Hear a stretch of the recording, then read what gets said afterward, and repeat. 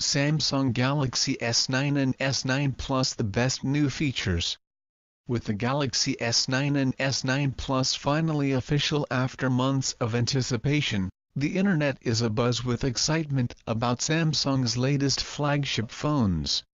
There's so much going on, we wouldn't be too surprised if many of you missed something about the S9s in all the frenzy.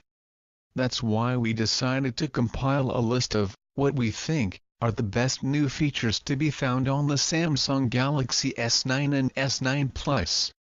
Both devices look very similar to last year's models, as you've probably already seen, but they nonetheless pack a number of upgrades, including vastly improved cameras, some positive design changes such as a relocated fingerprint scanner, better specs, and various interesting Bixby features. So without further ado, let's dive right in. The camera. Ever since Samsung teased the new Galaxies for the first time, the main star of the show has been the camera, and for good reason.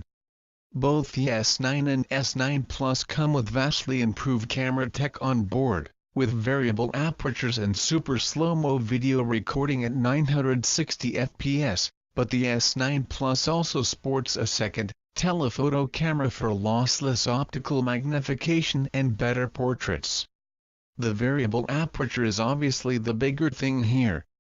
It can go from f/1.5 down to f2.4, depending on the scene, which is important for both low light performance and slow-mo videos.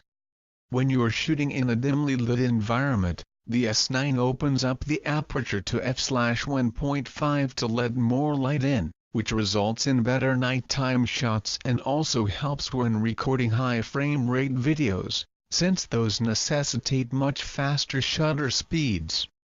If you want to learn more about that, check out our overview of the Galaxy S9's camera. Super slow-mo is another standout feature of the S9 and S9 Plus. Thanks to the new DRAM chip embedded in their cameras, the two phones are capable of recording 720p videos at 960 fps. These slow-mo videos are limited to only 0.2 seconds, which is then stretched to 6 seconds for the slow motion effect. Since the recording time is so short, there's an automatic motion detection feature that can make the slow-mo effect kick in on its own at just the right moment. If you're not happy with the results, you can always apply it over a different part of the video from the Gallery app. Another one that's worth mentioning is that both phones are capable of capturing 4K video at 60 fps, although there's a catch here. Unfortunately, this video mode is limited to only 5 minutes of recording time. First it was 4K 30 fps videos that Samsung allowed us to only capture 5 minutes of it at a time, and now the same restrictions go to 4K 60 fps. We don't know the reasoning behind this decision, but we wouldn't be surprised if it were out of safety concerns.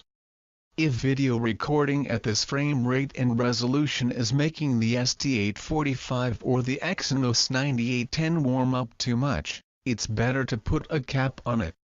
Positive design changes.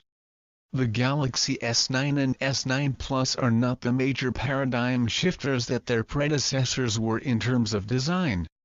The new phones are a refinement of an already established formula and, for the most part, look almost identical to the S8 models of last year.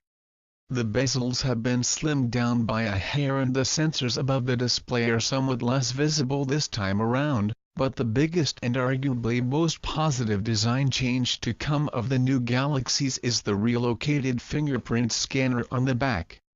One of the biggest sore points for many people with last year's models was the positioning of the fingerprint scanner, which was both too close to the camera and off-centered. This time around, the scanner is aligned to the camera array and conveniently reachable with both hands. Furthermore, it is now not as easy to mistake the scanner for the lens, whereas with the S8, smudging the camera was inevitable until you got used to the positioning.